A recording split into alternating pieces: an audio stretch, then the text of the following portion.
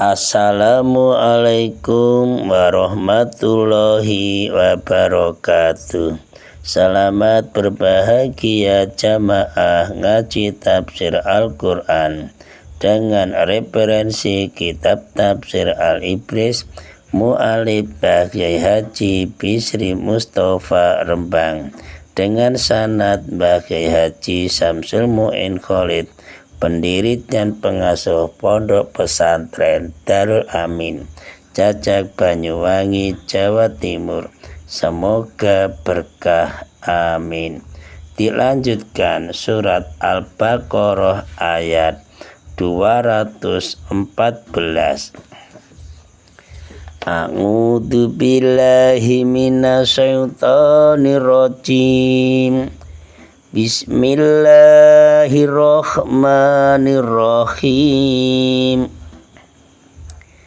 Am hasibtum an tadkhulul jannata walamma ya'tikum masalul ladzina khalau min qablikum massathumul ba'sa wad-dharra wa zulzilu hatta yaqula rasul walladzina amanu ma'ahu mata nasrullah ala inna nasrallahi qarib. Am kasibatu ana ta padha nyono sira kabeh antat khulu ing ta padha mlebu sira kabeh aljannata ing swarga walam nayatikum ing khale ora temeka ing sira kabeh apa masalul latina tepane wong-wong akeh khalau kang wis padha dingin sapa alatina min qablikum saking sadurung ira kabeh masathum ngenani ing alatina abal baksa bebaya wadara ulan kemelaratan wazulasilu lanten kunjang kanjengake sapa alatina khataya yakula sehingga ngucap sapa rasul utusan walatin lawa ake amanu kang padha iman sapa latina mango ing dalem sartane rasul mata iku kapan nasrullah utai pitulung Gusti Allah taala ala eling-eling inna nasrullah ing satune pitulung Allah taala iku qaribun parto cedek. Keterangan surat Al-Baqarah ayat 214 dengan sanad hikmah diutusnya para rasul dan berbagai cobaan bagi para pengikutnya. Pada ayat 214 itu ada beberapa pendapat mengenai sebab turunnya ayat ini. Pendapat pertama dari Qatadah, dari As-Suddi, dan kebanyakan ahli tafsir yang mengatakan begini, bahwa ayat 214 ini turun pada waktu perang Khandaq. Ketika itu kaum muslimin mengalami bermacam-macam kesulitan dan banyak tekanan pada perasaan, sehingga mereka kaum muslimin mengalami rasa gentar dan punya rasa ketakutan, rasa khawatir. Pendapat kedua juga mengatakan bahwa ayat ini turunnya pada waktu perang Uhud. Jadi yang pertama, pendapat pertama perang Khandaq, pendapat kedua perang Uhud. Memang ketika perang Uhud inilah kaum muslimin dipukul mundur oleh pasukan musuh orang kafir Quraisy. Dalam peperangan inilah Sayyidina Hamzah, paman Kanjeng Nabi Muhammad SAW, tewas dibunuh Wasi. Wasi itu budanya Hindu. Bahkan Kanjeng Nabi Muhammad SAW juga menderita luka juga sampai mengeluarkan darah jatuh. Belum sampai jatuh saja, adanya jatuh langsung diminum sama sahabat Mu'adz bin Jabal. Waktu itu Mu'adz bin Jabal oleh Kanjeng Nabi ditanyai, "Hai Mu'adz, darah yang kamu minum itu kamu keluarkan?" "Tidak Kanjeng Nabi." Mu'adz bin Jabal tegas, "Tidak, saya minum tetap." "Oh, kalau begitu Mu'adz, kamu bisa di akhirat bebas dari api neraka." Saking cintanya sahabat Mu'adz bin Jabal kepada Kanjeng Nabi Muhammad SAW. Pendapat yang ketiga ini turun, yaitu ayat ini untuk menghibur hatinya kaum muhajirin. Ketika kaum muhajirin itu meninggalkan kampung halaman di kota Mekah dan harta kekayaannya dikuasai oleh kaum musyrikin Mekah. Dan di Madinah kaum Yahudi malah memperlihatkan permusuhan, menentang Kanjeng Nabi Muhammad SAW.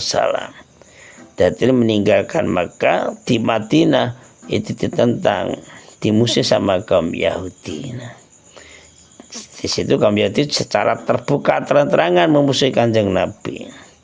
Jadi mengalami kesulitan di kota Madinah itu. Nah, ayat ini secara tidak langsung memperkuat ayat-ayat sebelumnya, yaitu apa? Yaitu agar kaum muslimin selalu tabah dan sabar dalam perjuangan. Jadi kita inilah mengambil hikmahnya, harus sabar, tabah, diejek, dihalangi, dihentikan, terus berjalan pokoknya sampai akhir hayat. Semuanya itu generasi-generasi para sahabat, para ulama itu terus sampai hari kiamat ada yang meneruskan. Kita mudah-mudahan ikut andil, amin. Allah berfirman dalam surah Al-Baqarah ayat 155, "Dan kami Allah pasti akan menguji kamu," ya kita ini, dengan sedikit ketakutan, kelaparan, kekurangan harta, kekurangan jiwa, dan kekurangan buah-buahan, bahkan kendaraan apapun. Dan sampaikanlah kabar gembira kepada orang-orang yang sabar. Khususnya orang yang sabar ini yang betul-betul yang beruntung. Firman Allah dalam surat Al-Ankabut ayat 2.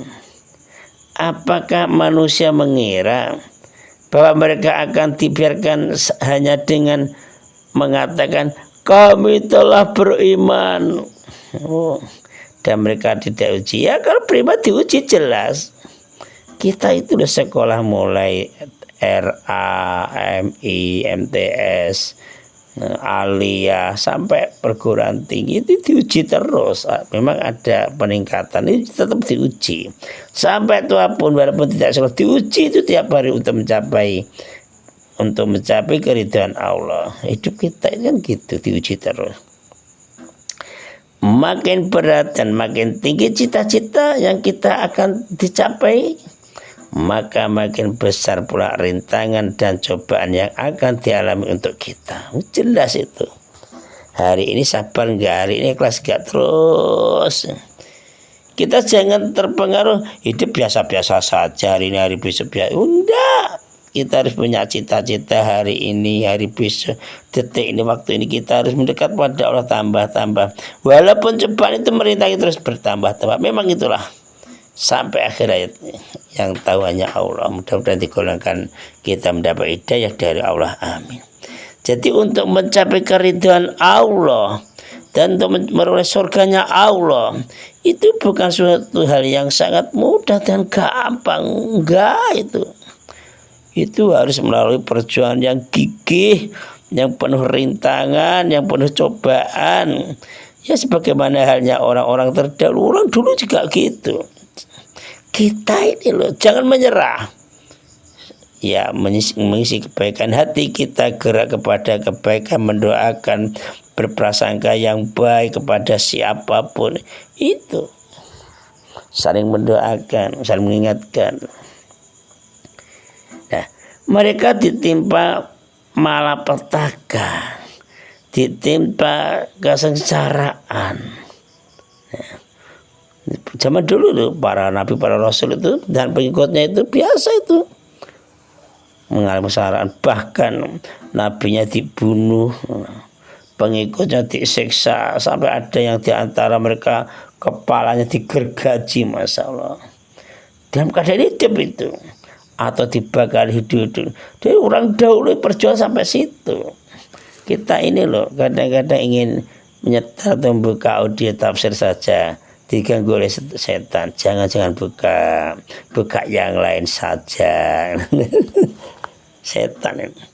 Oleh karena itu cobaan dan penderitaan yang dialaminya, yang dirasakan itu sangat lama orang-orang dulu. Kita ini harus begitu mengikuti, merasakan cobaan yang oleh Allah beri pada kita, harus kita hadapi dengan sabar, tabah gitu loh. Nah, orang dulu juga gitu, sekalipun orang dulu yakin bahwa bagaimanapun juga pokoknya pertolongan Allah pasti akan datang. Kita punya optimis begitu.